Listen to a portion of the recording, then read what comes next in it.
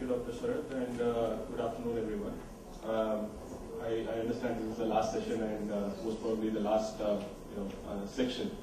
So what I'm going to be doing is I'm taking the theme of Classroom Community Connect. This is something that we use as part of products that we develop at Learning. And I'm going to speak a little bit about asynchronous collaborative learning over the web. Now, there is a major shift that is happening, on the web, and obviously, in this conference, I've attended multiple tracks where, people have spoken about how the internet is changing, how Web 2 has become, really pervasive, how people are really using the, net as a de facto medium for, doing multiple activities. I mean, learning, of course, is just one part of it. What I want to concentrate on is basically the concept of informal learning and informal learning through social interaction. Now, this is one aspect that is applicable to different types of universities, campuses, corporates, where if you generally notice, you actually learn a lot more outside of the classroom once you've kind of gone through a formal structured learning process. When you're talking with your colleagues, your classmates, or maybe if you're in a corporate structure, when you're actually sitting around having chai with your friends. Now, that is something that is very important. Now, that is where somebody who's actually assimilated some knowledge is able to reflect on it, talk about it, and get the opinion and feedback of other users. And as they actually have this discussion, they actually learn a lot of things. Now, this is basically what is happening over the web today, where everyone is participating and everyone is collaboratively talking with each other. They are growing the knowledge base that is there on the web, and that is also being made accessible to multiple people. Now, interestingly so, this kind of learning can only happen if people really participate.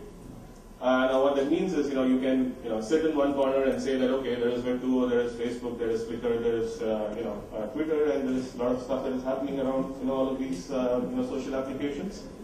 But then if you don't participate in it, you really don't get anything out of it. So the idea is that you actually go in, you build learning communities, or you participate in the learning community, and actually get the best out of both worlds, which is both your physical world as well as the world that's there on the web. Now, let's look at the classroom concept. Now, why was a classroom considered important? So you've got a teacher or a lecturer who's standing and addressing a group of students. It's group learning, people who are sitting together, and I would imagine that a very good teacher would make the classroom session engaging, and they would actually speak with the students. They would kind of get the students involved in the learning process, ask questions, get answers, kind of allow students to interact with each other. Now, this is something that you could do on the web as well. Now, with the growing pressure on the classrooms today, with the number of students that are coming in, this is something that is very important. What does the student do after they go out of the class? In a K-12 scenario, most probably they go for tuitions. I think same happens for colleges as well. But there is this small aspect, and there is a small bit of time that most probably a student would like to spend on the web, interacting with his peers or people who are there in other colleges, other universities, other parts of the world, which is completely missing. And this is something that is missing from the perspective of the college. It's not that the students are not going online. I believe that everyone in this generation who has access to the internet is already there on any of these social applications and part of these communities. The question is, what is the institution doing to be a part of the same community and kind of help drive the learning process, right? I mean, I'm sure today's mobile phones with like our chairman said, with the ubiquitous technology, you've got mobile devices. Everyone who has a mobile device can be on any of these social networks. So the question is, how do you leverage these social networks? How do you kind of take your classroom beyond the physical location that is there today? Now, this is specifically for institutions that actually are there, have a campus and have students coming onto the campus. Now, if you look at the kind of content sources that are being made available, there is tons of content, and believe it or not, today when I sat through a few sessions from morning, I found out that the university or the IITs are actually putting up a lot of content which I was not aware of, frankly speaking. Now, all of this content could be could be there, but needs to actually be promoted. I mean, somebody has to kind of look at it, somebody has to talk about it. Now, how does that happen? Now, unless the institute actually is there as part of one of these communities, trying to kind of actively get people together, talk about their content, this is not going to happen. I mean, while you might say that, okay, we don't advertise, what we do, I think this is a very important aspect. This is not advertising, this is promotion. You have to actually talk to people. If you don't get the message out, this is not going to really happen. The other aspect is that there is a focus that needs to be there both on group as well as individual learning. I believe that there is, based on the work that we have done for the last 15 years, that both of these aspects are important. I believe when a student actually sits on his own, kind of goes through certain type of content which is structured and delivered, and we are assuming that the content is good. As an individual, the student gets to learn different aspects as opposed to what the student would learn as a group. So emphasis on both of this is important. So I believe that online education is not just to reach out to people who are there in remote areas, but I think it has to be used as a tool which is an integral part of any educational organization, institution, however they're delivering their learning. Now, this, of course, I've already spoken about, so I'm going to skip here. Let's talk about the community. So, in today's world, everyone contributes content and is also a consumer of content. Now, Wikipedia was not made by an organization. It was not made by a billion-dollar company by hiring employees. It was made by everyone there who participated and contributed on the web. It's a great resource today. Day before yesterday, I read a couple of blog posts and discussions where they were actually comparing that to the actual encyclopedia, Britannica, which we might have all gone through when we were like young and when we were going to college. So how did that happen? Now they pulled it off. Most probably about 8 to 10 people. They obviously sourced funds. I believe recently they kind of launched a campaign. They kind of asked people to contribute, but they built it. It's there. And today, if I need to kind of get some piece of information, the first place that I go to is Google, of course. It's our default search engine. If I find something on the first page, 10 results, I take it. Otherwise, the next place that I go to is Wikipedia, right? Now, this happens through, constant contribution and participation, and this aspect is something that needs to be, this is something that institutes need to realize. Everyone needs to kind of be on the web.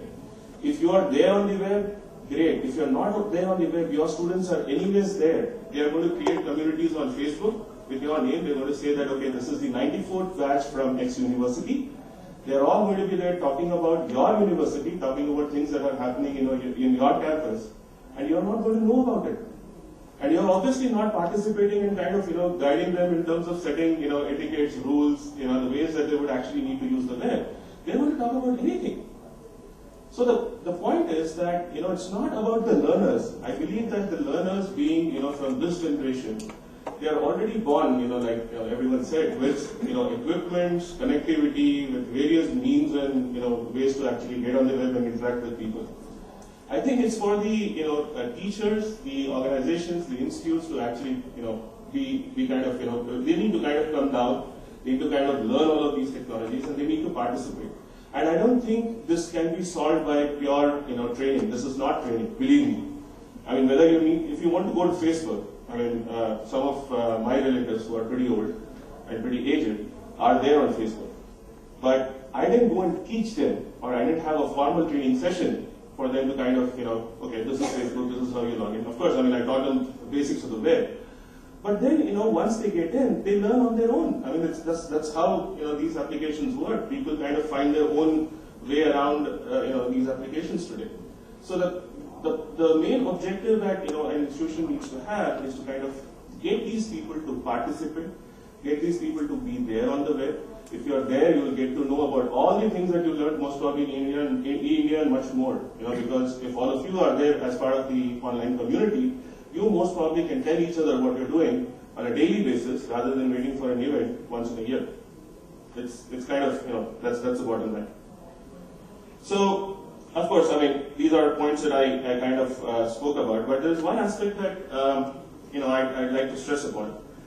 I think the idea of, today's web is to kind of, there are obviously multiple contributors to content. I mean, there are people who are blogging, there are people who are actually contributing to Wikipedia, there are people who are kind of on Twitter putting out information there.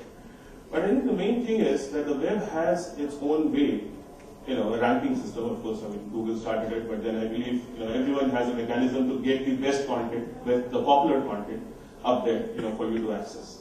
So the idea is that, obviously, any kind of content you develop and put, like for example, you could develop 1,000 videos, put it on YouTube, and it won't figure in a Google search.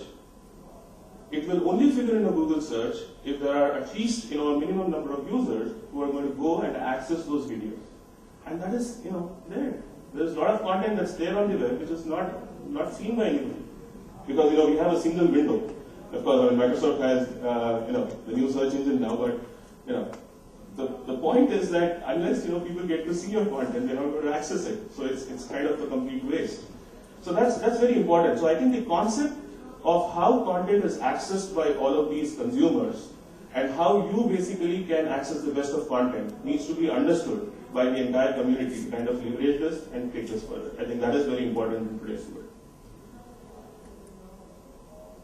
That's the future, of course. I mean, ultimately it's a marketplace for content, right? I mean, there are teachers out there on the web, there are students out there on the web, there are experts out there on the web, and you have to decide how you want to leverage all of that.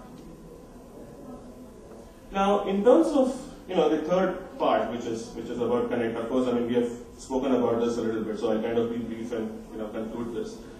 Is that all of this is obviously available for anyone at any time to access, and I think that is the key here. We have spoken about a lot of synchronous learning happening over the web, but I believe that the major advantage of the web is in asynchronous learning, because you can do it at your own pace and at any time that you want and wherever you are. I think that is what is most important about the web, and that nature of the web has to be leveraged, and that is also an important aspect apart from synchronous learning, which would be streaming video, or you sitting in yet another classroom in yet another physical location, looking at someone who is talking for 45 minutes. So I think there is a gap there in terms of people's understanding. I think that is something that everyone needs to understand. Second thing is access to experts and co-learners is available at any point in time, because you are in a collaborative environment. Institutions need to kind of enable that and help students come and communicate with them, and that is what is more important. The learning process will happen. Unless you actually go on, start all of these initiatives, it is not really going to happen. And of course, I mean, I think we just spoke a little bit about e-portfolios. I believe you used a different term, but student results, all of the activities that a student has done is available. There are various systems, there are standards, there are open source software readily available. You don't have to buy anything. It's all there, available as a service. You just need to find it. All of that is there. Students can actually carry their entire e-portfolio, show it to folks that might possibly hire them in the future. Instructors can look at those e-portfolios, comment on it, evaluate it. All of these systems are already present. And I think anyone who kind of has worked in this industry can help you out in identifying these systems. The point is that you need to get out, see these systems, and actually start using them. And with that, I'll end my session, and I believe we can spend time on taking questions from here on. Thank you.